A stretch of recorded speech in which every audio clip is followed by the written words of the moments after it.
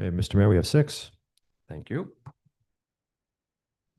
Good evening. Welcome to a special meeting of council. It is Wednesday, July 30th, 2025, 6 p.m. and I will call this meeting to order. I will remind members of any disclosures of pecuniary interest and the general nature thereof. I'm seeing none. This evening, of course, the special meeting is about receiving information on our BAM's asset management plan and the progress going forward. So with that, I'm going to move us into Section 3 for presentations. We have Watson Associates Economists Limited regarding the asset management plan and financial strategy. And I know Byron's in the waiting room someplace. Lauren, before we bring Byron on, do you have anything you wish to contribute first as an introduction? Good evening, Your Worship, members of council. Before you guys tonight is a presentation from Watson Associates from Byron Tan. I'd like to thank Byron for attending tonight. He is on vacation in overseas, and he's made the time for us, and I do appreciate that, Byron, so thank you. This is the culminating update that reflects the July 1st, 2025 requirements. We are a little bit behind the requirements, but a number of municipalities are still behind the previous 2 requirements. So what staff are looking for tonight is the councilors receive a presentation, give kind of their overarching viewpoints, and then if there's any sort of deviation from the report that'll be coming that council endorses, we can make those changes in the final report for council and for the province and the Fed. Beyond that, I'd like to thank all department heads for contributing through the years on the AMP, as past as our past CAO who did the original kickoff of our AMP for the 2020 and 2021 compliance, as well as thank the CAO for his time with this file and bouncing off ideas and working between me, Byron, and the department heads on that, as well as council letting us bring in the past treasurer, Mr. Airstone, for a consultant. His integral knowledge of the past AMP and TCA was a vital link for our file and keeping the cost containment for the project under control. All right, thank you, Lauren. Without further ado, then let's move on with Byron, and we'll get you through so we can get you back to enjoying your vacation. Thank you, Your Worship. Thank you, Lauren, for the introduction.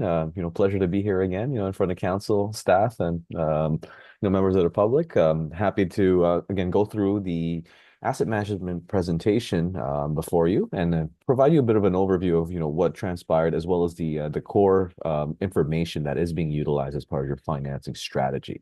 So if I just share my screen here, and please let me know once you can see everything.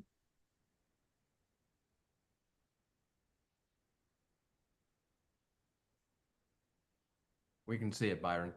Perfect. Thank you very much. So, as I mentioned, the purpose of today's presentation, is to provide you a bit of context in terms of the financing strategy portion of your asset management journey. So, with that, I'll just give you a bit of an overview of, what is really required as part of the Infrastructure for Jobs and Prosperity Act, and namely the regulation associated with it that we are working towards, achieving, and that's OREG 588-17. Now, as part of this asset management journey, municipalities would have had to create a strategic asset management policy back in 2019. And then we went through actually undertaking asset management plans. The requirements were to actually provide a core infrastructure, a review of your core infrastructure, which is namely your roads, water, wastewater, and storm. And then, just last year, complete the asset management for all other infrastructure, which may include, parks and recreation, buildings, etc. Now, for the municipality of Bayham, you've actually completed those asset management needs, even dating back as early as 2020, and have been constantly updating that to ensure that not only are you staying in compliance, but also to make sure that you have the most current information available, again, through the work of your staff and all of the different contributors to make it happen. Now that the requirement for 2025, as you can see on your screen, this is really to now get you in that final leg of completing your asset management journey, at least for this portion of the requirements, to really look at your proposed levels of service and then establish a financing strategy to try to determine how you could potentially reach that target and that goal. Now, one thing I would like to preface, before we start going through the numbers, is that this is to be a financing strategy. This is by no means to, set the stage as to what the municipality of Bayham should be setting, their tax rates or water, wastewater rates. This is simply meant as, as illustrative to essentially, say, if I were to set my rates or my taxes at this particular rate, you can potentially achieve those goals by a set date. Obviously, any deviation from that, may either accelerate your ability to achieve that goal or may delay it. With respect to the asset management planning, you don't have to say, I will achieve it by a certain date, but you have to at least show some type of strategy of, if you are to do this type of contribution and funding level, increase, this is how you can take care of your asset management needs. And really, these are meant to be reviewed every 5 years, subsequent, to this date in 2025. And this is where now, as we're going through and updating your information, looking at items that could be, improvements or considerations for your levels of service, this will obviously constantly shift. But the main goal here is to try to demonstrate that, we are trying to achieve some type of strategy to strive for. Now, in terms of the asset management plan, as I mentioned, you completed your journey really, over the past almost 8 years, and your major asset management plan was completed back in 2020. However, as I said, continuous updates by yourselves and all the other contributors to this document have led to a good upkeeping of your summary of infrastructure assets, levels of service, your lifecycle management strategies, and really all of that culminating into annual funding targets.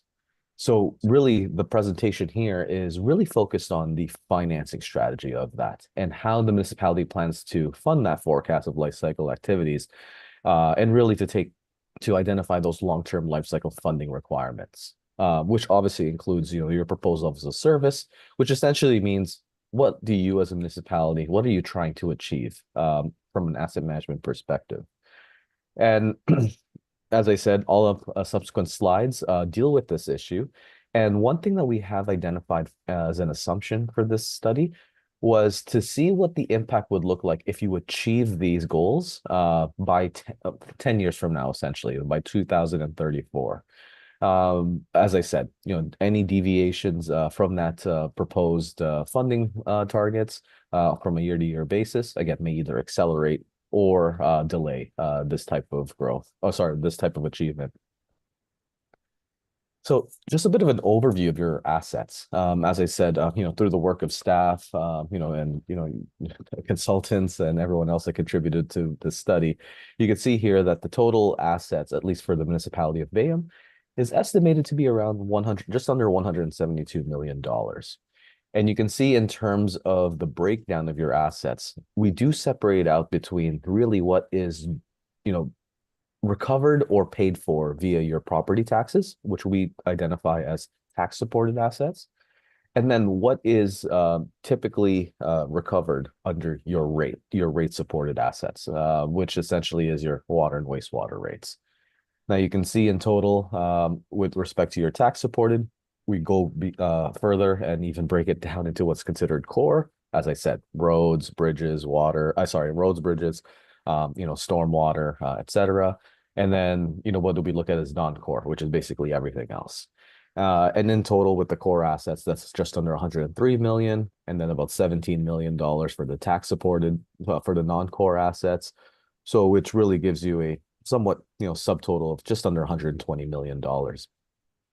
And then lastly, with the water and wastewater, again, based on your current infrastructure, how it's being identified from a replacement cost perspective, that's another, call it $52 million on top of your other tax-supported assets.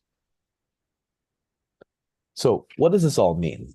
Well, when looking at that $172 million worth of assets, over time, as they age, you have to replace them. And the goal of asset management, obviously, is to try to ensure that you are preparing for that eventuality.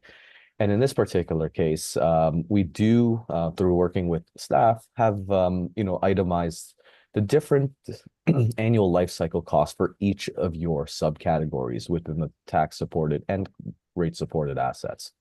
Now, what you're seeing on the screen here, we are just going to focus on the tax supported side, because what I'd like to do is ensure that let's look at what's really going to be recovered from property taxes potentially versus what's going to be from rates. So we try to separate the two.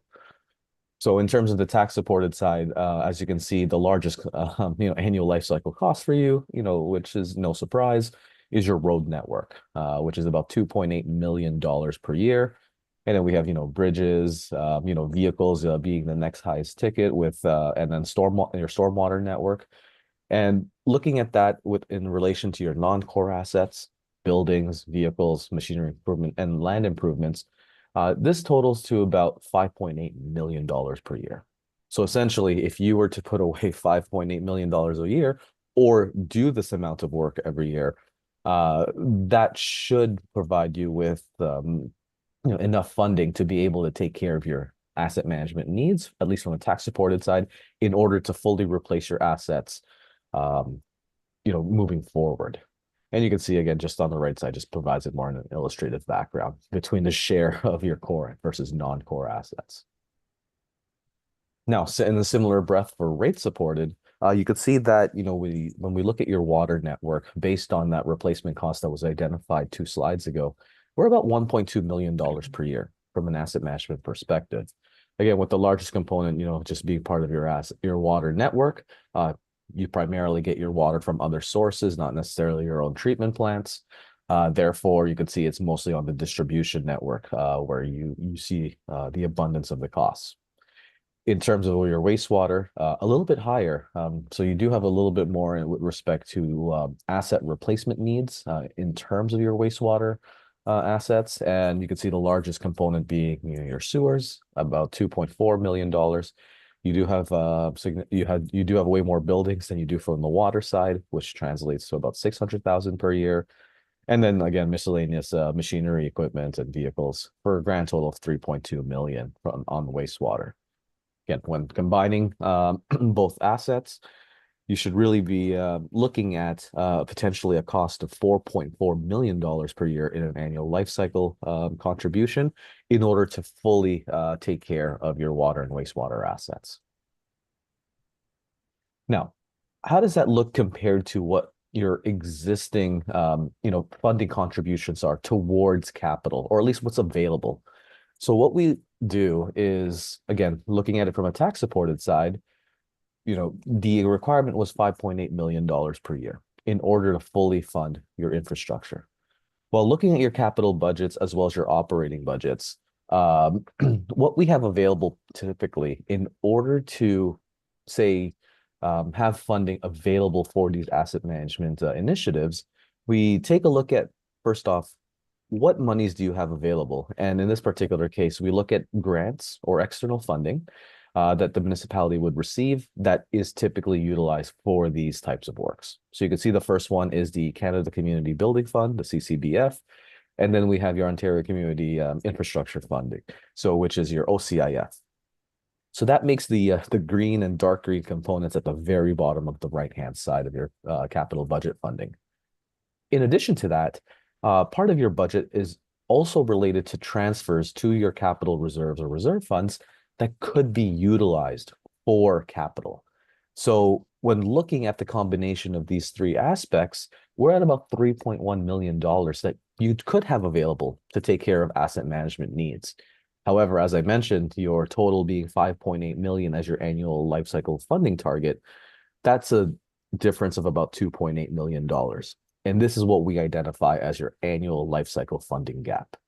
And as I mentioned, as part of this exercise is, if we're trying to bridge this gap, how would it look if we were trying to do it within the next 10 years? And again, we use that target through working with staff, just as somewhat of a goal in order to achieve, but by no means are you bound to actually achieve a target by 10 years. This is now the illustrative, demonstration for you to then say, is this something that, you can consider as part of your annual budgeting process?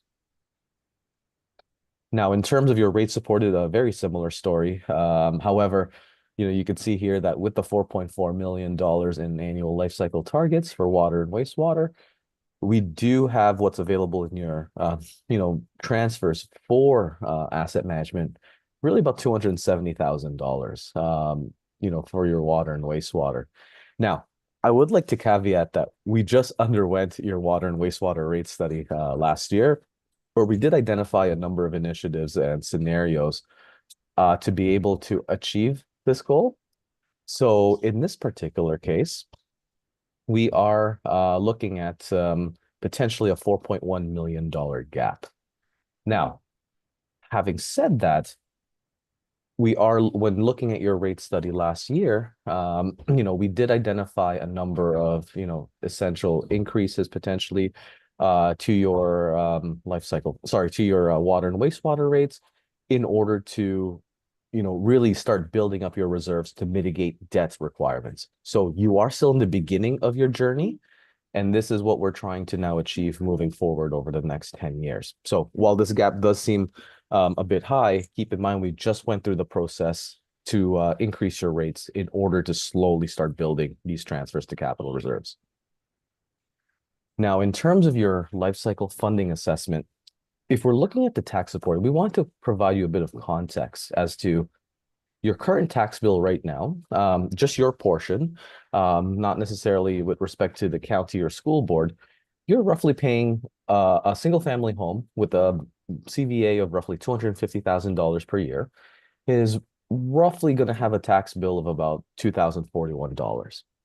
Now, if we were to look at closing in that gap immediately, if you wanted to say, you know what would that look like from a tax bill if we just had to do it as of today or tomorrow? Then what we're looking at is a potential tax bill of about $2,886, or increasing your taxes by the tax bill by roughly $845 in order to close that gap. Now, as I said, it's not something that overnight you want to achieve, but this is something to consider of that impact if you were to try to achieve it as of today. Now, how does this look like in terms of your tax-supported financial forecast? So when looking at funding the gap by 2034, we've tried to model out the type of funding available relative to the expenditures. So what I'd like to demonstrate here is, I know there's a lot of things going on in this graph, and I'd like to kind of walk you through slowly. The first bit is the blue shaded area at the very bottom. You can see here how it is going up over time, and that is your reserve funds. So these are really any capital reserves or reserve funds that could be utilized for asset management. And you can see for the most part, in order to mitigate, debt proceeds and essentially try to fund your target by year 10, we're slowly chipping away at your reserves, in 2026, 2027, but then building it up over time. And there is a bit of an ebb and flow. But over time, in order to try to meet that $5.8 million per year, you can see that it is building up by 2034, where it's actually a little bit higher than your anticipated expenditures. But again, this is to ensure that you have enough money to pay for, your asset management needs. The bar graph now, these are, the stacked, rectangles. This represents your expenditures. So, traditionally we have your net operating expenditures, which is in that yellow or gold, and that represents the expenditures from your operating budget less any non-tax revenue.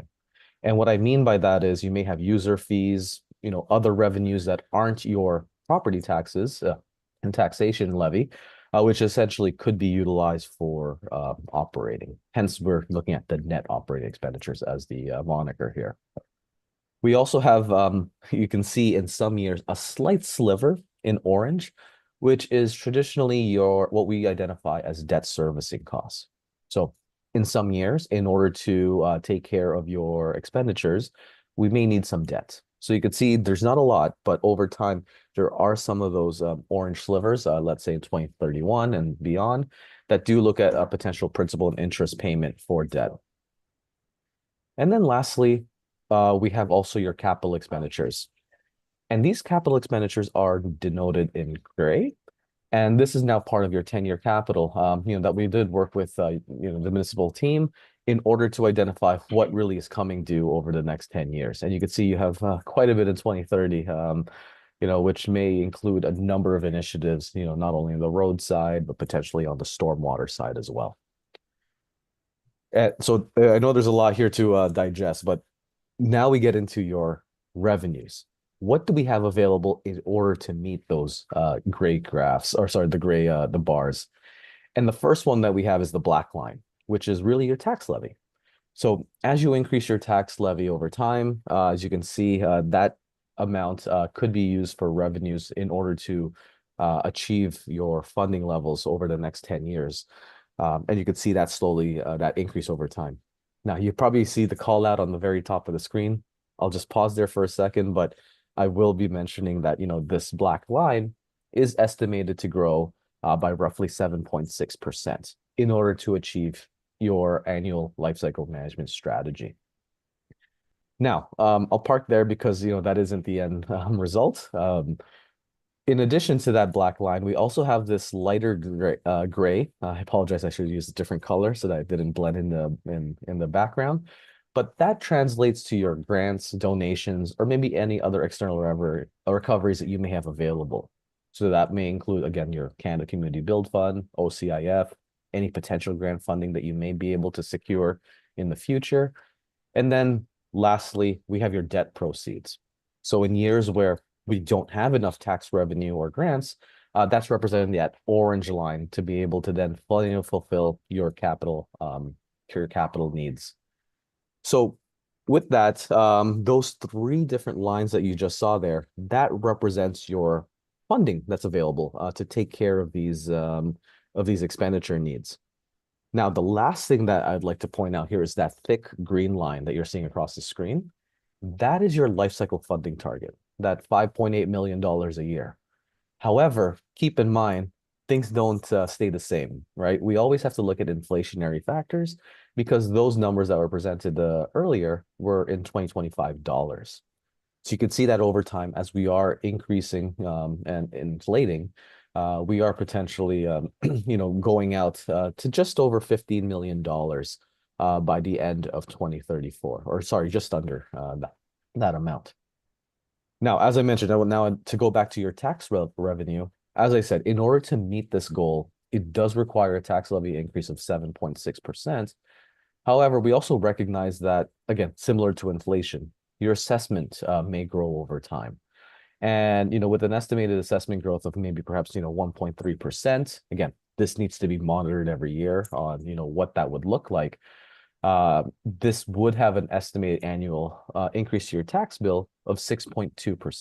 So again, there's some rounding there, but essentially, the impact on the tax bill may actually be less than that 7.6, depending on the type of assessment that's available. I know there's a lot to unpack there, but essentially, this is how we're looking at the financing model of how to achieve your goals by year 10. Now, in a similar breath with the rate supported side, I apologize that it says tax, but this is for the, sorry. Yeah, this is still with the tax support, but we did run a scenario. What if you only did it, with 5% increases annually to your tax bill? And you can see here that, the black line in association with that gray and orange line, which represents your your revenues, really is not close with respect to the annual life cycle funding target in green by the time we get to 2034. So because of that gap, almost about $3 to $4 million between the two numbers, when you get to year 10, you are still not achieving that fully funding that gap just with a 5% increase.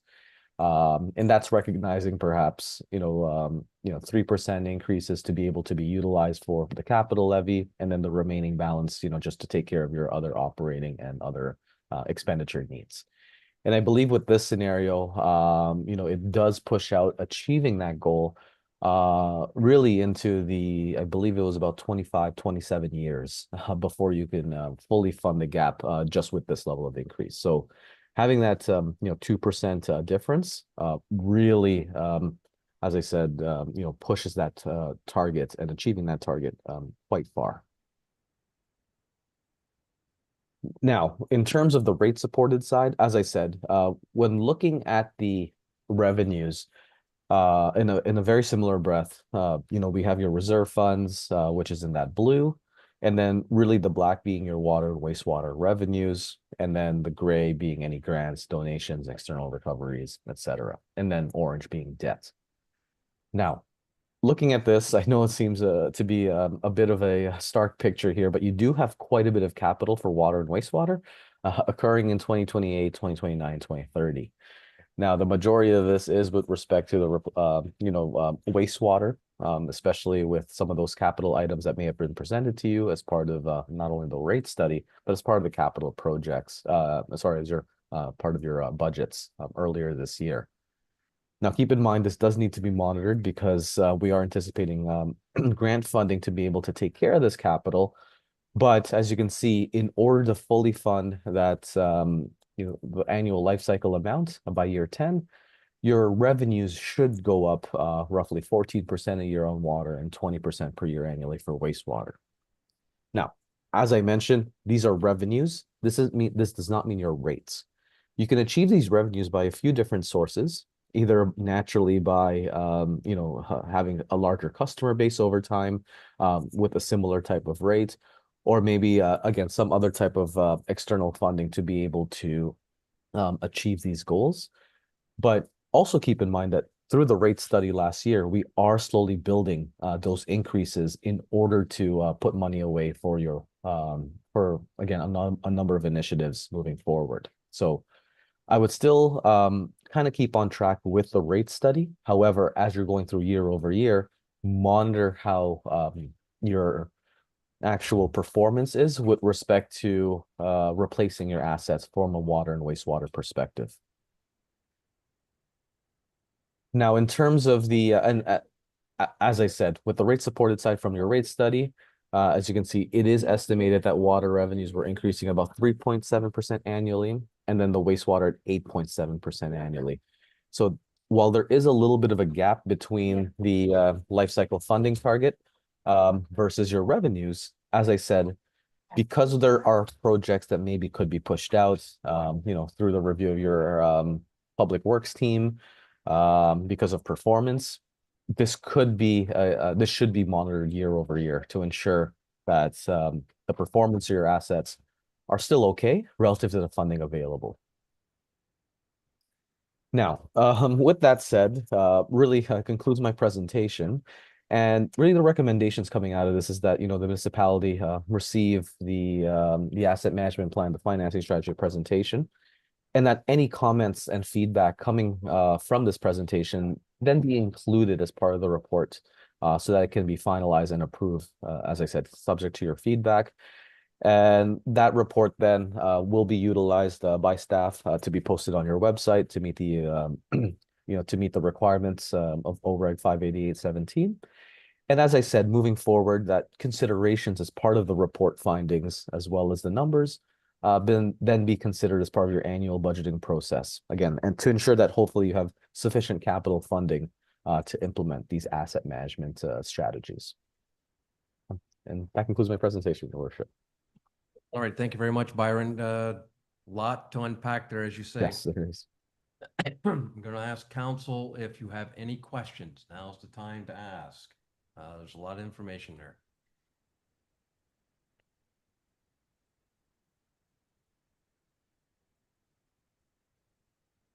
In the absence, and while people are thinking of things, Byron, I certainly appreciate and accept the comments you made regarding on the rate side, the water wastewater, of stay the course with the 2024 rate study as a way to move forward and funding that particular set of assets that we have on that side of the equation.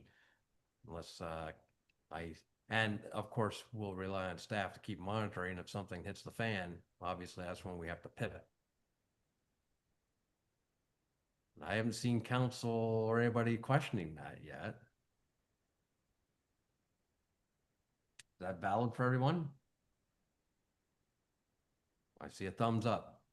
Okay. All right, let's get in then to the tax supported side of it. My initial comments are, God, it would be nice if we could jump right in and do this right away. That would be the responsible long-term thing to do, but realistically, we can't.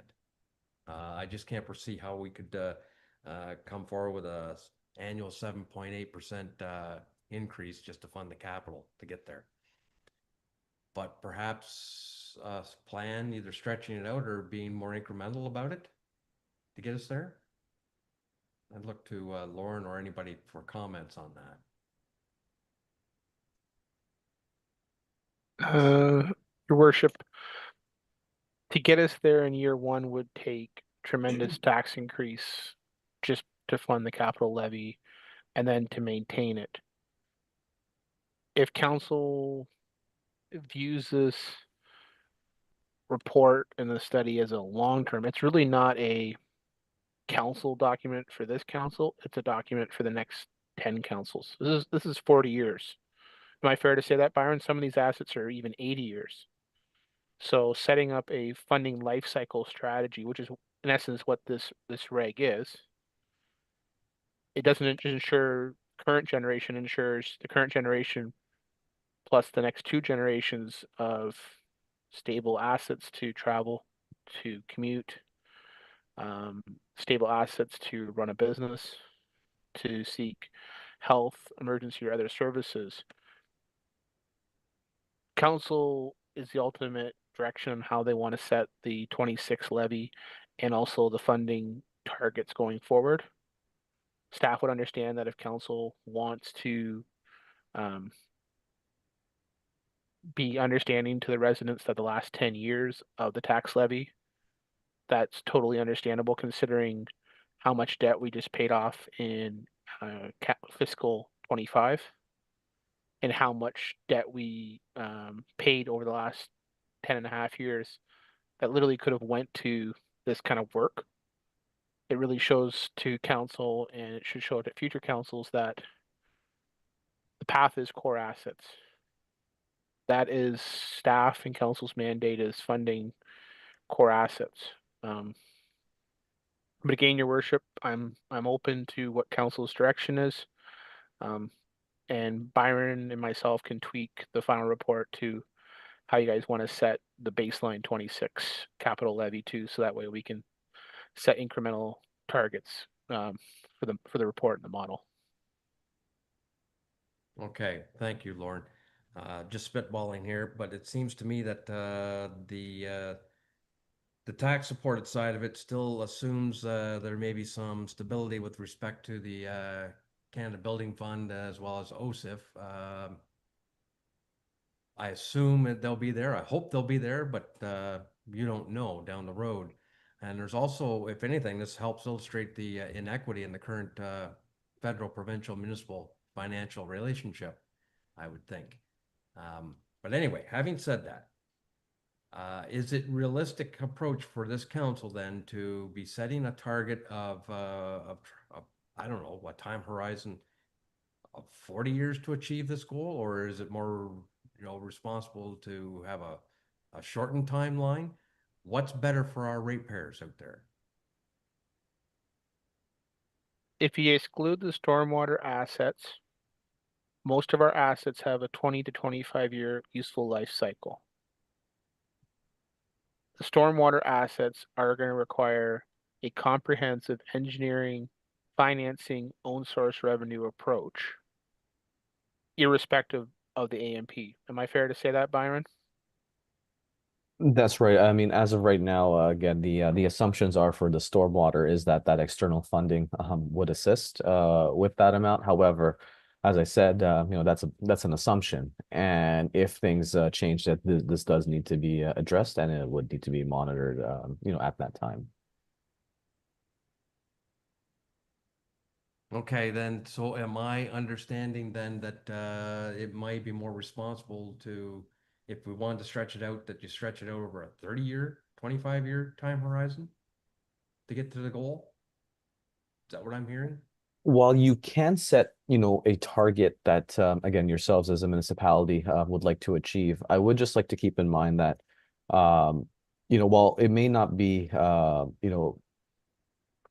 as front and center now, if because the thing that we're trying to do for the financing strategy is how much funding do you have available versus what are really your targets in order to replace your asset management. And if you're funding, for example, let's assume that you're using that 5% increase per year scenario. Well, with that 5%, let's assume that full scenario where we're achieving everything by year 10, and you're increasing, by 7%. Again, not to say that you are, but if in this world, you're in this scenario, you're doing that. In year one, based on the available capital funding that you have available, again, the transfer to reserves, the CCBF and the OSIF funding, that funding relative to that 5.8 million represents about 59% of your of what you could fund as part of your life cycle target. And then over time, that's roughly increasing by almost 5% per year. So we go to 60%, then 65, 70. So we're slowly building that up. Now, keep in mind, if you still have assets to replace in those years, again, your funding availability is a portion of that. So one thing that you'll have to monitor is, do you even have enough funding available to replace the assets in the year that it's due? Because if not, then now are you taking on more debt? Do you have to push things out? Does that mean that you have to now re-examine the level of service you provide? Because you say you want to provide at this level, but if I don't have the funding to replace it because, we're getting more potholes or cracks in the roads, is that a reduction in the level of service that you then have to now acknowledge?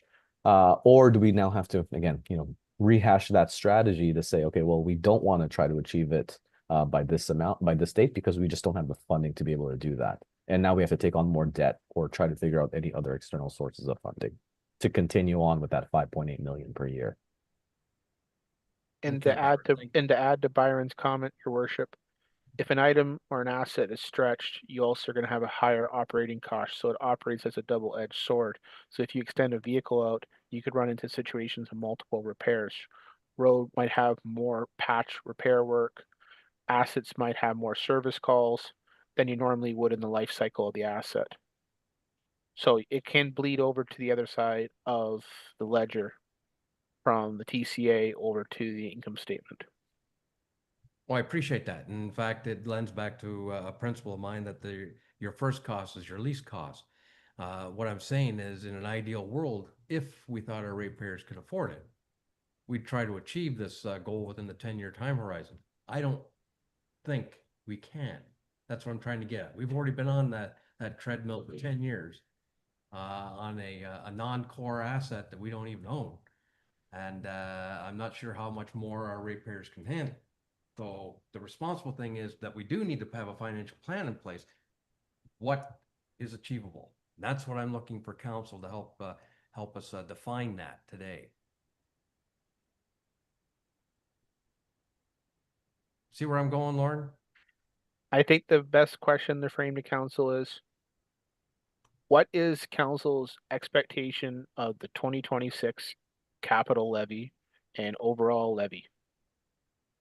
Because that determines our baseline for the AMP funding. Well, that's for year one. But then council can set the target what they want to have for incremental. Well, that's what I'm getting at. Is that the plan moving forward? Can we do this on an incremental basis? Does it have to be a steady increase as we go? Yeah, maybe just through your worship, as I said, this being a strategy, we were trying to see what it would demonstrate in order to try to achieve it by year 10. But as I said, any deviations from that and passing a lesser rate just means that, perhaps, you'll achieve it at a later target. As I said, with OREG 450, with OREG 588.17, while we're trying to achieve a year, this is something that you still need to consider as part of your annual budget process. So by no means are your hands tied to say, okay, well, here is the report. Here's how you should achieve it. You could achieve it over 10 years, but recognizing that you have other constraints other responsibilities and items that you have to deal with. And therefore, maybe if you are only able to do, let's say 5%, 3% that can be contributed to the capital and 2% for, other operational needs, then maybe perhaps, that goal is no longer 10 years, it's now by 2051. So an additional 17 years on top of the 10. So really, I'll call it 26, 27 years total. Again, but if that's the case, as I said, the thing that needs to be monitored is just the health of your assets. And, if you still have to replace the assets in a given year, how are you bridging that gap? Is it through debts? Is it through, some other methods in order to achieve your life cycle needs? According to the OREG, Byron, would it be treated like an open concept, such that in years of say plenty, you can contribute more to the plan? Yeah, So absolutely. it's not a fixed. All right. So what I'm getting at, in real lean years, you might be backing off a little, but at the same token, if you ended up with a healthy surplus, this is something you contribute back towards the plan to help lower that time horizon. Absolutely, yes. And through your worship, with that type of mindset, that's typically how you would do your planning anyways on your budgets, right? In some years where, as you say, you may have surpluses, those amounts can then be contributed towards reserves for whatever purpose. However, in some years where, again, a little bit more lean, maybe the contributions are, a fraction thereof of the prior year, or maybe in some cases, knock on wood, doesn't occur, you may end up being in the opposite situation where you have expenses that just were unforeseen, and now you won't be able to contribute. But what we try to depict here is, what if we smooth it out over the 10 years, right, or whatever the time frame is. In reality, you may have one year that has a much higher requirement than the year before. Again, just a function of the capital that's that's available. Sorry, that's been forecasted. And I said, keep in mind, this is an assumption based on other sources of funding through grants, et cetera. What we have assumed as part of the calculations, and this was a great comment from you, was with respect to your CCBF and OSIF. Well, your CCBF historically, it does increase in by an average of 4% in 2 block increments, right? So, for example, in 2025, in 2026, it would be a set value, right, roughly say $232,000. But then come 2027, 2028, that potentially would increase by 4% because that has been the historical trend. With respect to OSIF, however, we've made an assumption where we actually cut your OSIF in half in 2027, because your OSIF funding, if you recall, was only proposed to be doubled for a period of roughly 5 years, right? So when that came into place, really back in 2019, 2020, sorry, like 2021, OSIF funding for all municipalities, essentially doubled. And then it was, adjusted, plus or minus 15%, up to 15%, depending on the replacement value of your assets and that formula-based method that the province requires you to fill out and submit. So, to be conservative, we then said, okay, well, starting in 2027 onwards, instead of, your OSIF funding being roughly, say, 461,000, we cut that back to 230, and then kind of kept that constant.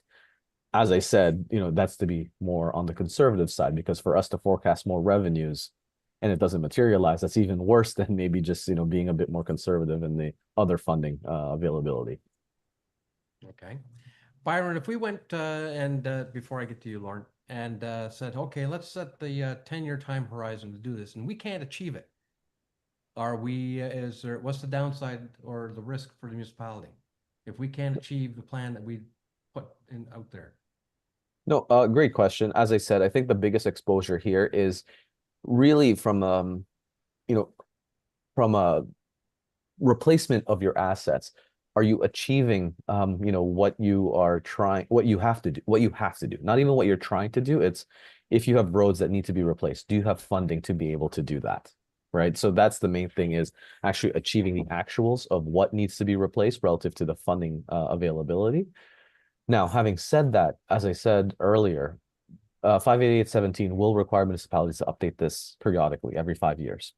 So, you have the opportunity, almost similar to like, a development charge or water wastewater rate study to review actually, well, what are the, what has transpired and what, how do we now reassess and, pivot in certain stages and say, okay, well, we thought we could do it in 10, we can't, but now that we know these different variables, maybe we can do it by 15 years. Right. Or, whatever the case may be, but it can be reevaluated. You're not set in stone. So conversely, you could go the other way and set out for a 20-year plan and then 5 years down the road, decide to update it and bring it back into a 10-year horizon. Not that people would do that. Yes. But I mean, And as I said, the financing strategy here is more illustrative, your worship. So, stretching it out or, keeping it at the 10 years, at the end of the day, it's still subject to your review of your annual budgeting process. Right. absolutely. So, here's illustrative how you could achieve it by year 10, but, you'd still have to look at it from, other factors as well. Lauren? Just to kind of add to what Byron said, one of the main comments our auditor Rob Foster's has reviewing us the financial report, how we relate to our capital additions to our amortization. This is really more of a bigger picture than just matching purchases in to match depreciation. It's Mhm. really match your future replacement costs. And a lot of us are aware that some of these infrastructure have had tremendous run-ups in cost replacements and indexing greater than traditional inflation, some of it even greater than construction price index. I also want to remind council that council has been very steadfast in the last 5 years that when we've had surpluses, council has been strategic on using the surpluses for specific capital accounts. When we've made hay, and then 24 is a great example, we had additional tax increases that we didn't expect. We had additional investment income we didn't expect. Council was strategic and immediately applied that to the guarantorship debt, which eliminated that. Now council has the ability to access much cheaper institutional debt through Infrastructure Ontario at a 20-year, 25, 10, or a 40-year serial debenture loan at a much lower prescribed rate. So if we got into a situation where we had a large capital program with a large duration, it could be funded that way strategically. In addition, this is a model that council can embrace or adopt, but it still doesn't change away from our annual capital program that has to continue. It doesn't change away from any capital programs or capital items that fail or break that is outside of the capital program. Assets do break before their accountant best of life. Sometimes assets can stretch beyond their accounting best of life. We've been very lucky that several of our assets are considered poor on accounting standards, but in engineering standards, they're considered fair to good. Yeah. So there is that avenue. And, I'll go back to the farm analogy. We still have a lot of equipment like an old tractor. We don't ask it to do 2,000 hours a year. We ask it to do 120 hours a year. That tractor still helps us out for 120, but we don't ask it to be the number one tractor every day. We've been very fortunate that a lot of our assets have given us what we need, but we do need to refill the cupboards for this. In essence, Byron, this is refilling reserves to meet capital replacement. And no, the reg does not require us to meet a floor or meet the max. It requires council to embrace that this is a role of council and this is a role of the municipality, that life cycle and asset replacement has to be a consideration on an annual and a large picture scale. Is that fair to say, Byron? That's correct, Lauren. And this is where, again, just to add to what you were saying, with your capital program, and I apologize, with these two slides, they're very similar. It's just that one is by funding the gap by 2034, one's at 5%, which potentially funds your gap by, say, 2051. You can see that green line that I mentioned, which is your life cycle funding target. That's kind of inflating over time. Well, you could see actually what's in your capital program. That's again, this is all non-DCs. This is not, growth related projects. These are just, projects that have that, replacement mindset or rehabilitation. And you can see the gray portion, you know, especially with the bar graphs, are higher for the most part than your average annual life cycle funding, especially in years from 2025 to 2032. It's not until post 2032 where, again, you can see the drop off in expenditures because, again, the capital is a little bit harder to predict in those latter half of the years, where the green line is now much higher than the bar graph, right? Which represents, again, your expenditures. So your capital program, for the most part, does depict quite a bit of an expenditure forecast relative to this annual life cycle funding target. But keep in mind, is that a function of you just playing catch up right now? Because, as I said, you may have assets that should have been replaced 5-10 years ago, but now again we're pushing them off. So really, that green line is assuming everything was replaced at its normal time. This is kind of the trajectory that you should be staying at in order to fully replace it moving forward every year. But again, that's not reality. That's just if everything is smooth out. But you could see that in any given year, your expenditures are going up and down depending on the nature and based on priority.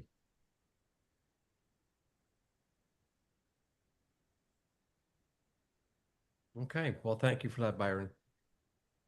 I guess it gets back down to the fact again of trying to, if I look at the tonight's accomplishment or what we're trying to do is just essentially establish that we need to have a financial plan. We don't need to set that time horizon or rate tonight, do we? Through you, Mr. Mayor, I would defer a little bit to Lauren here to provide some context, but realistically, what we're looking for council is whether the $3.1 million in the capital program is a realistic starting point for, say, 2026, or where council would like to ideally start that so we can use that to inform the upcoming capital program and then finalize the AMP report. And then to identify at a high level what council would like for a time horizon. Byron and Lauren have presented what 10 years would look like at, say, 7.6%, and when the impacts of decreasing that to 5% year over year. Giving us a ballpark figure will allow us to finalize that AMP report, which we need then to bring back to council for adoption and then send into the ministry. So we'd be looking for those just to finalize the modeling and bring it back to council. Lauren, is that fair to say? That's correct, Thomas, through your worship. Basically, we want to set the 26 capital floor, and then if council is willing to endorse an inflation growth factor, so that way we can set the modeling, so that way we can give a horizon to how effectively we're going to achieve or reduce the gap. Appreciate that, Lauren. So it gets back to the same question, whether there is confidence, shall we say, that the municipality can hit the 10-year time horizon, or whether this is something that needs to be stretched out a little more from a realistic point of view, keeping in mind that anything that happens along the way, surplus or deficit, will have an impact on that particular plan, right?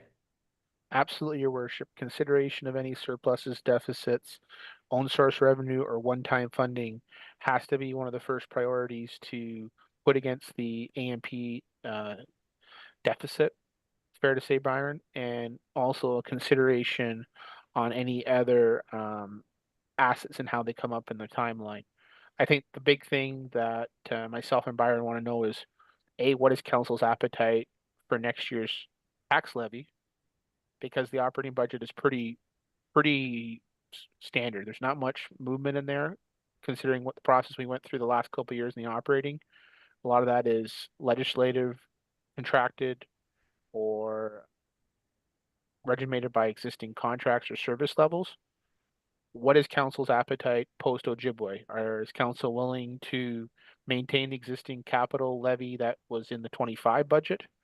Or is council looking to have a zero line? They want to move forward on the asset management, because that sets our baseline for how we fund 26 and do the modeling from there out. Well, again, that sets your baseline. That doesn't mean necessarily what's going to be adopted. Correct. So that's, yeah. Again, I guess I'm still struggling with the idea of we could reach for the stars and say, okay, let's achieve this over 10 years, which I'm not sure is realistic. But I'd hate to, I think a little more realistic plan is one that's stretched out or implemented over a longer time horizon. That's just my feeling. Again, that stretches the cost. I get that. Looking for any comment from council. I have a Councilor question. Chilcott, beat you to it. Ah. But you got to become unmute. Trying to unmute it. It wasn't working for me.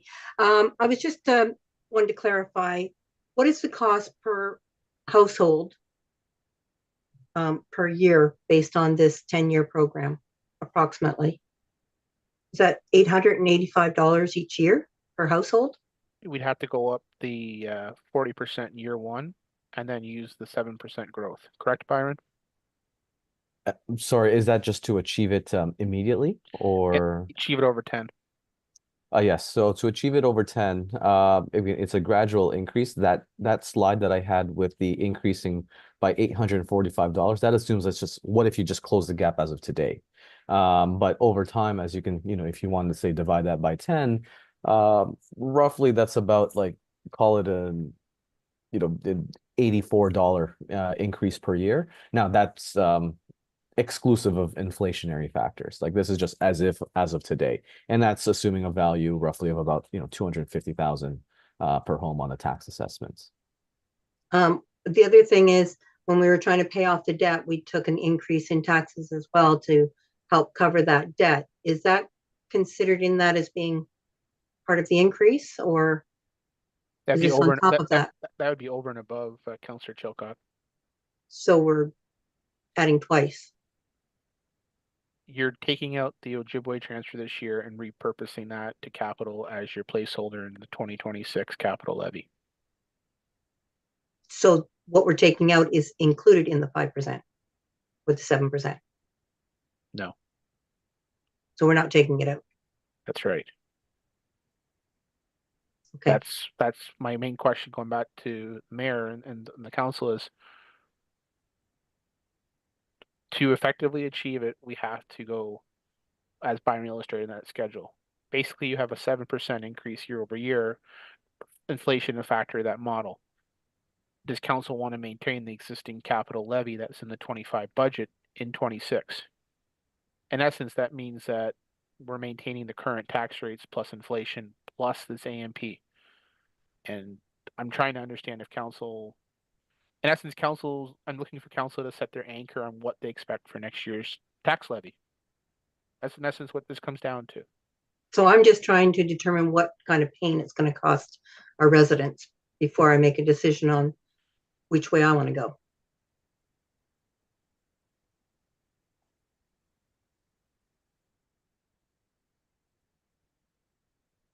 Lauren, think of it another way. I think it's what's the impact of just transferring that transfer payment that the 600,000 annually, wasn't it? What was that annual cost for Ojibwa debt? 334. 334. Rather than that 334 coming right out of the equation, it's maintained in there. Then what's the additional hit? That's what Councillor Chilcott's asking. 7%. 7%. There was next to That's over nothing the of 10 there's years. next to nothing of the 334 and the 25 operating budget. Council remembers that it was only 2.5 months of that. So that was Yeah. already normalized out. Well, not really, because we still had to move or transfer it over that $1 million this last That was year. part of the capital levy. That capital side, yes. And that also took all the surplus from 2024 as well. Yeah. I don't think the council wants to commit to 7% annuum for the AMP. I think No. council wants I to don't think stretch so. it. I think council wants to stretch it on a 25 or 30-year basis. What we need to know is, what is the baseline start? What are you guys willing to accept for annual capital program? Again, this is a purport. You guys could decide in the 26 capital budget that you're not doing 2.7 million in capital levy. You're doing 2.5 or 2.4, or you decide that you want to do 3 million. It's just a report. As Byron indicated to you, this does not shackle the current council.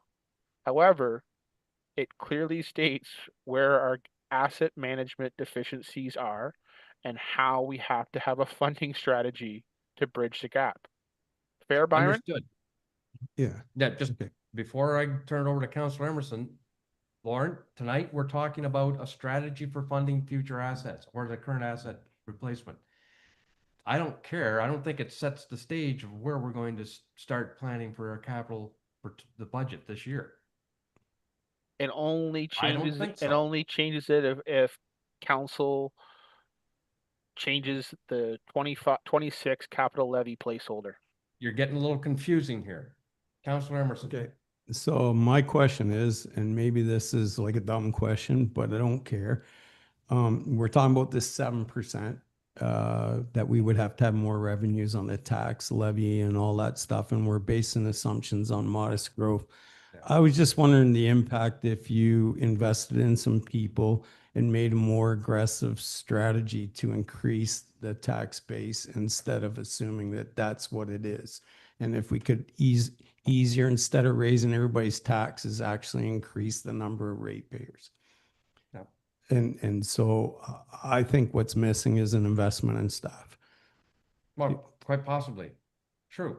So I was But- just wondering, what would the impact be that way? Like you say, okay, let's grow the ratepayer base by, I don't know, 10% or make a goal like that and just instead of assuming it is what it is kind of thing. Okay, that may address Because- the revenue side. Because I don't think we'll ever have enough people here to overcome the replacement capital cost unless we make an effort to grow like the wastewater thing and everything else without more people or more businesses. I agree.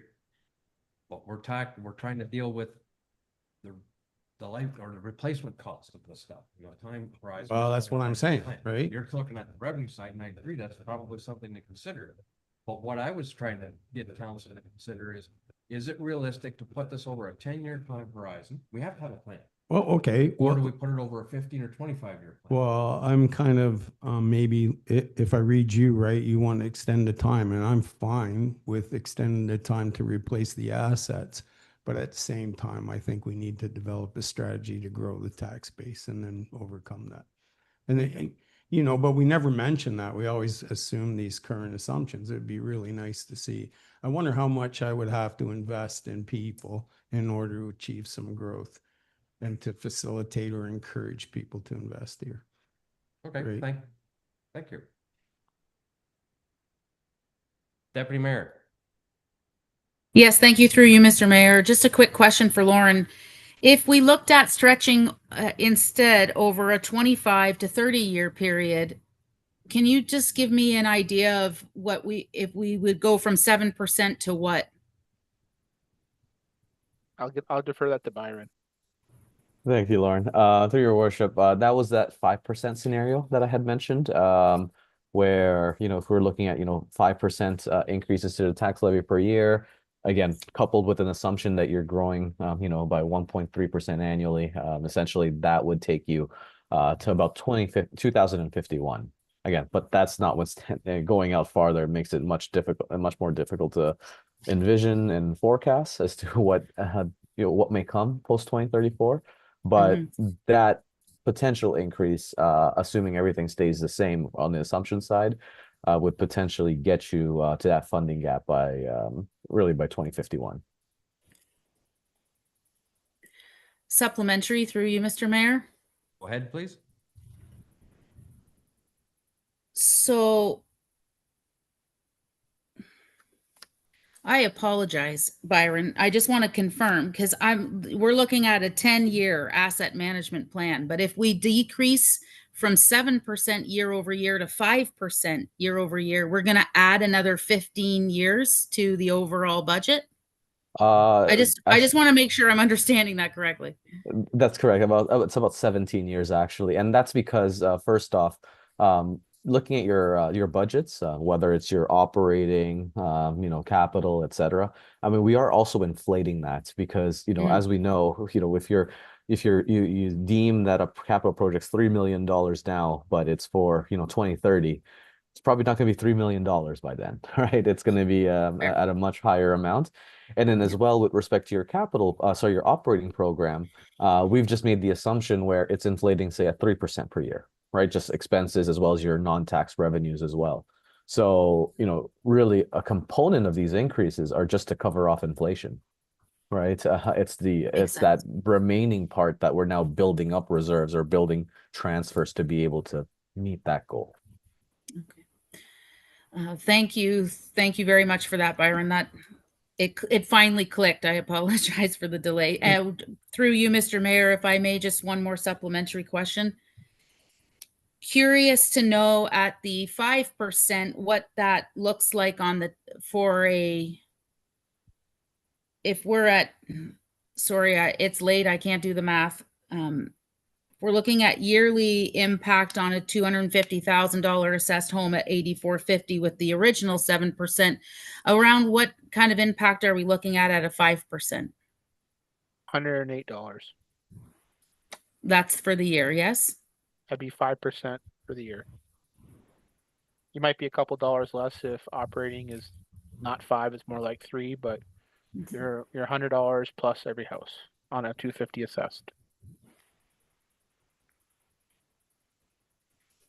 It's assuming you fund the plan. That's right. Okay. That's the caveat here, ladies and gentlemen. We have You're to have not a plan. obligated to fund the plan. That's That's it. that's So- that's the reality. But So to move this forward, can we stretch the timeline, make a modest, achievable plan, and then try to figure out how to beat that goal? Please and thanks. So Thank you. are you looking for a motion? Councillor Emerson, that's exactly where I'm trying to get us. Okay, well, I'll put a Okay, motion but Before on. we do that, I have a question for Byron, please. Okay, Byron, if we set a plan in place with the province, and is there, first of all, a downside if we, between the provincial view, are we going to be penalized if, rather than setting out a 10-year time horizon target versus a 27-year time horizon target? Is that one question? Secondly is, should we fail to meet our financial commitments to the plan, or are we further penalized, or will we be penalized under this OREG? that's a good question. Great question, so through your worship. No, again, it's a strategy. It's by no means, handcuffing you, to set these rates exactly as per the strategy.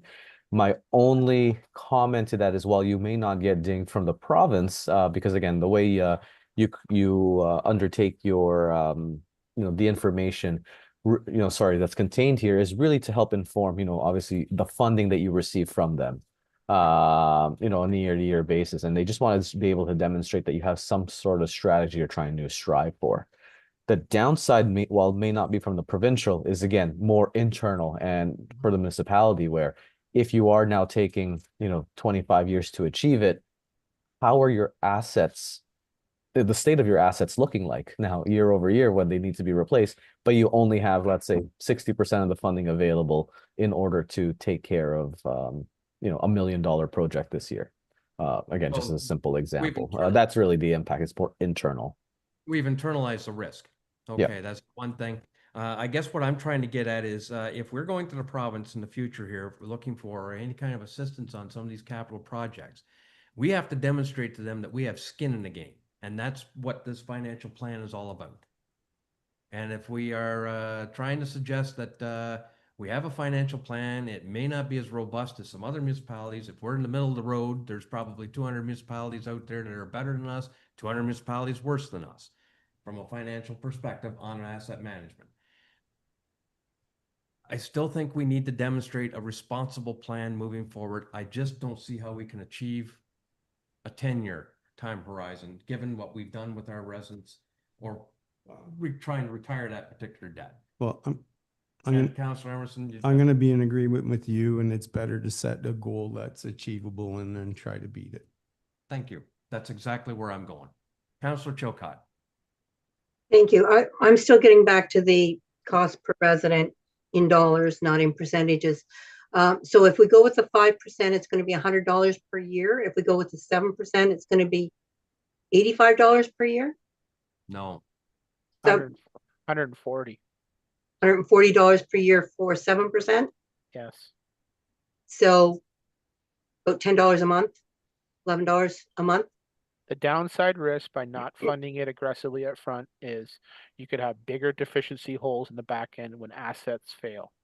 And Well, I that's at will- 7% though, right? 7% is correct, $140 per year correct, per resident. correct. And at 5%, it is, Just a little bit over 100. and the 5% is going to take 27 years. Correct. So a little over $100 for 27 years and a little over and $120 for 10 years. 140. 140, sorry. Yeah.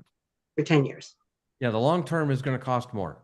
Yeah, so it's like $10 per But- month. I'm not It's sure if that's it's a stretch. achievable. It's a stretch payment. It's what it is. We're stretching it. We're amortizing this AMP over a longer duration. I'm just Plus- looking at what the residents can afford, because again, that's $250,000 home, which is very hard to find one at that price anymore. So you're going to be doubling that most likely. So it's going to be $240 per year. And The keep only- in mind that these plans will be updated every 5 years. That time horizon may change. Lauren, Going back to what you just said, Your Worship, every 5 years we get a review. We can look at how we have achieved the last 5 years, how councils have used surpluses, reserves, new taxation, new development that have come as outlined by the councillor. The only thing I would caution is we've done 10 years of the Band-Aid stretch of a lot of our assets. I'd be very cognizant to say that it's a continued strategy. I think we have pushed our luck on a lot of assets. And we do need to show the province and the Fed that we have adequate reserves, taxation, and other own source revenues when we do make applications for some of these big swing grant applications. And I can see Byron shaking his head on that too. You have to show that you have other revenues on a lot of these criteria. I totally get council wants to stretch it. I understand that, and I can be supportive of that. But the council has to make a concerted effort that this is the plan, and we have to work towards reducing the gap, not widening the gap. We can't keep kicking the can. In essence, we can't keep kicking the asset can down the road. We can kick it, but we got to kick it less. Thing is, once taxes go up, they never go down. So You're correct, councillor. I know the Looking last at it few in years, 10 and years, it's not I know the last few years have been really hard on the levy increases that have come on our residents to get rid of that troubled debt. And I would say this: we probably need to be very respectful and responsible of our 26 tax levy. So I'm kind of looking. I mean, this is just a report and a study. At the end of the day, council can make the determination in the November meeting for capital and the operating in January if the tax levy is not what you guys deem as appropriate.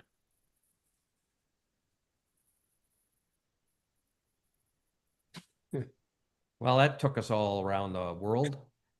Yeah, and it's basically saying it really doesn't matter what. No, we it do. doesn't matter. I agree with Councillor Emerson, but at the end of the day, we have to have a plan. Yeah, I think we have to have a realistic plan.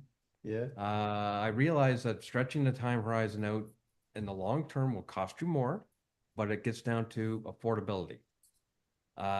If we come down to the budget process and if we had this thing stretched out over 27 years, we want to achieve our full asset replacement costs. And we found that, hey, you know what? We had a good year. We can contribute more that year. We did this back a few years ago. We were Yeah. looking at 1.5% increase on tax on our capital costs. We had a great year. We ended up doubling down. We put a 3% on it. This is before this council, before the last one too.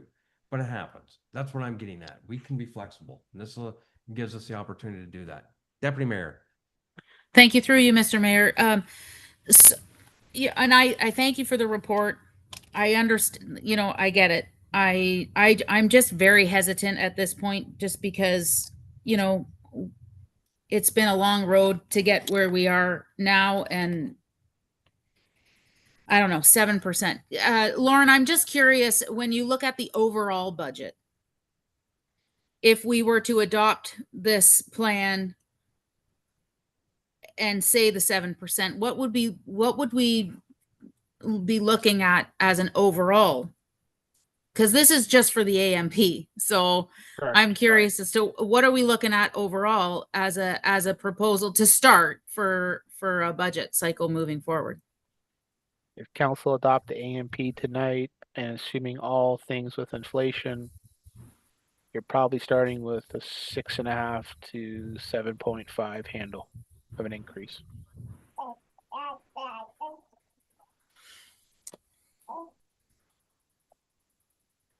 And yeah, there would probably be some things for council consideration for items to defer, items to consider, maybe some capital service level options and operating service level. But you look at your 25 operating, it's going to be that number plus or minus 3.5%. So you look at our capital levy, we're at a 2.5, 2.6 number. Yeah, we're going to need to go up 7% on the levy, which basically means the capital goes up. You know, that number compounded because it's not a complete, levy is more, the operating is much higher in relation to our tax levy to our capital.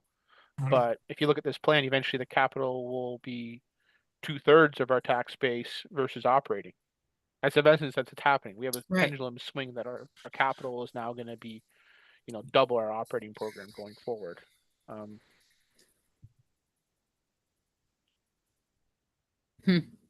It's hard to sit here in the middle of summer and try to figure out the January tax rates with a lot of other factors playing in, especially local and national factors. A couple Right. things as Byron noted, we've had 2 straight years of OSIP cutting us by 10%.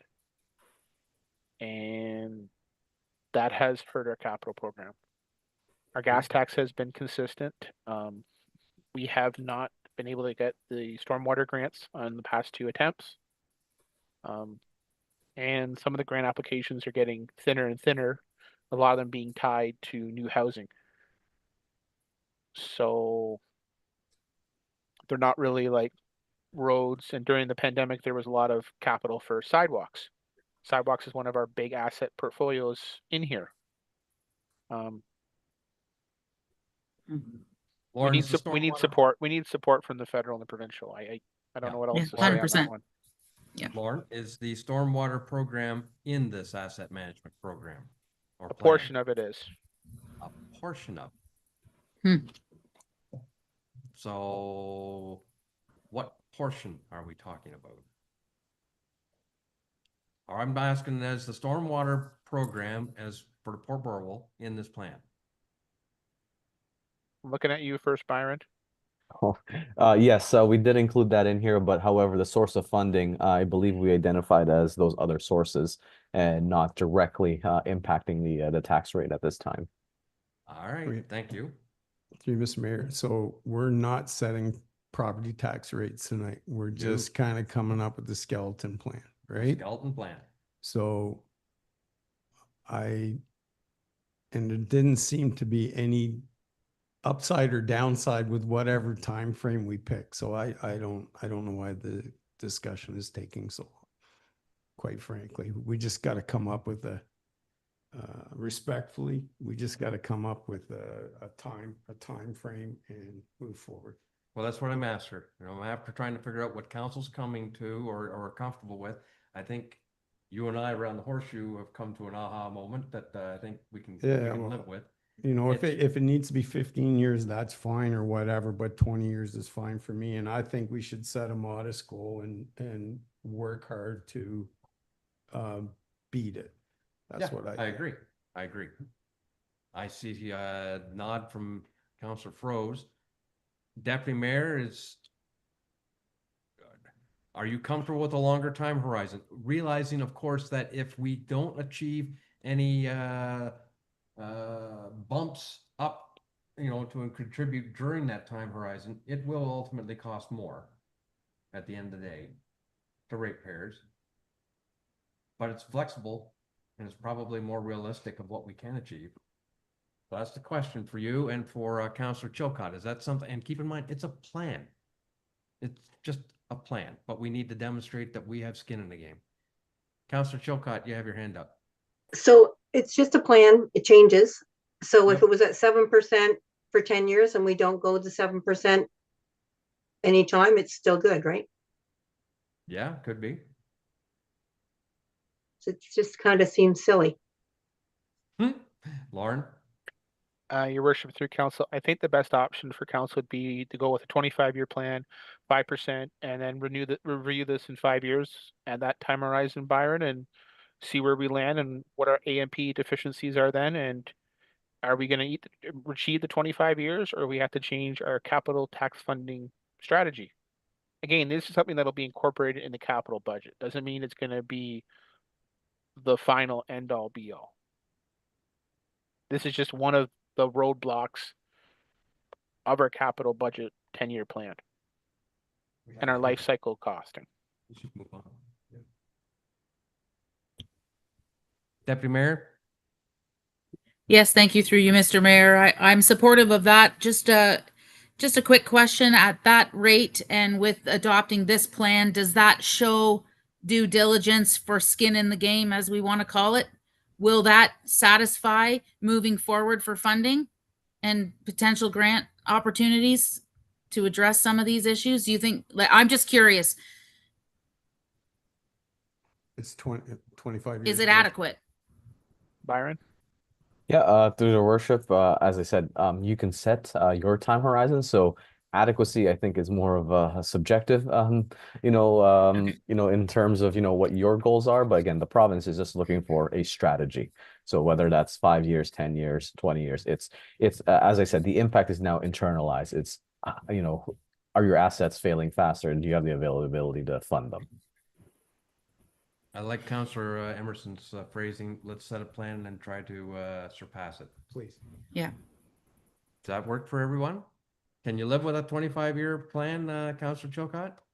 It's a plan. It's a plan. Yep. It's a plan. My God, I already had a nod from Councillor Froese and Deputy Mayor.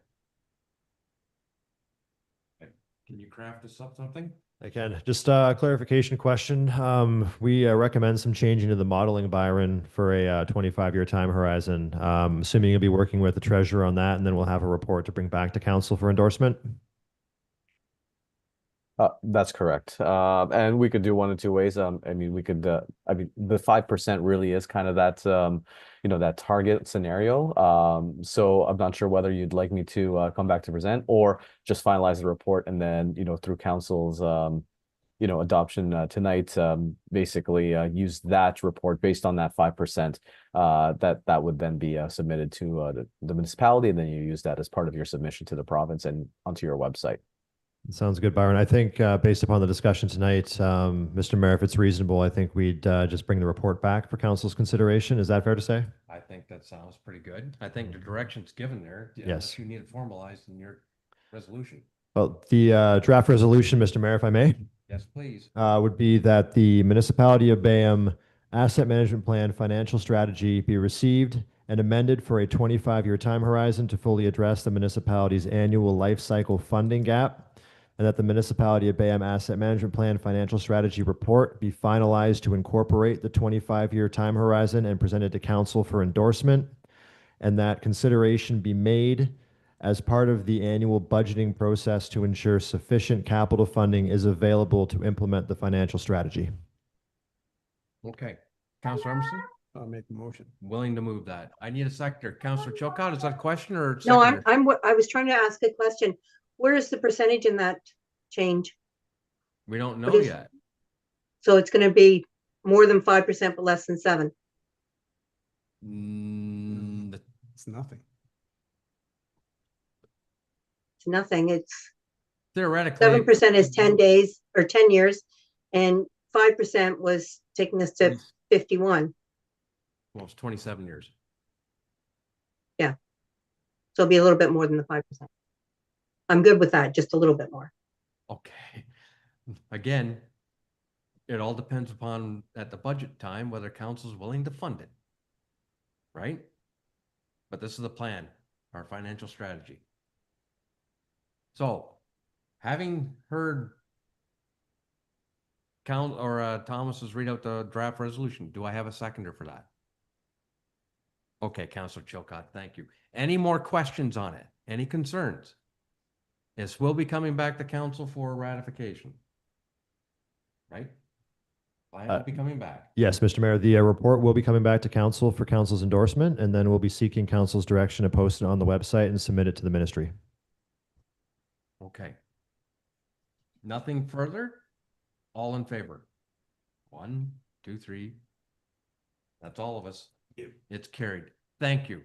Byron, thank you for taking time again to be with us tonight. Thank you for answering our questions and having patience. Lauren, we're going to keep going around on this. You know that, but thank you very much. You're welcome, Your Worship. To council. Right. Thanks for your patience. This is a daunting thing. When you first consider it, you're thinking, what rabbit hole are we going down? Please keep in mind, this is just one of these things that we have to do to demonstrate our life cycle costs and our replacement costs and try to show some responsibility to the province. That's what they're directing this all about. And I'm hoping it's also as one of a lever we can use to gain future financial support from upper levels of government for these projects. That's my goal. Okay. All right. We have a bylaw to confirm the proceedings of council. So I need a mover and seconder for the following: that confirming bylaw 2025-050 be read a first, second, and third time and finally passed. I saw Councillor Emerson put his hand up really quick. And Deputy Mayor Weiser, you'll second that. All in favor? That's carried. Before we adjourn, I just want to remind everyone that it's Beach Fest this weekend. And I know that there will be a pancake breakfast down at the fire hall in Port Burwell Sunday. I believe it's from 8 to 12. John assures me of that. So we'll if you are available, please go down there. I know that John put out a friendly challenge that we should all go in and play mini golf in Port Burwell. We're gonna have to do that one of these days, okay? As a council. Any other announcements anyone wants to make before we adjourn? Okay. It's been hot out there the last few days. Try to find a cool spot and cool down. It's hot, isn't it, Dan? I can see it in your face. You've been out running the pumps. Anyway. What time is it? It is 7:37? 7:27. 7:27. Okay. Mover and seconder, the council will be adjourned at 7:27 p.m. Mover and seconder. Councillor Chilcott, Councillor Emerson. All in favor? It's carried. Thank you. We are adjourned.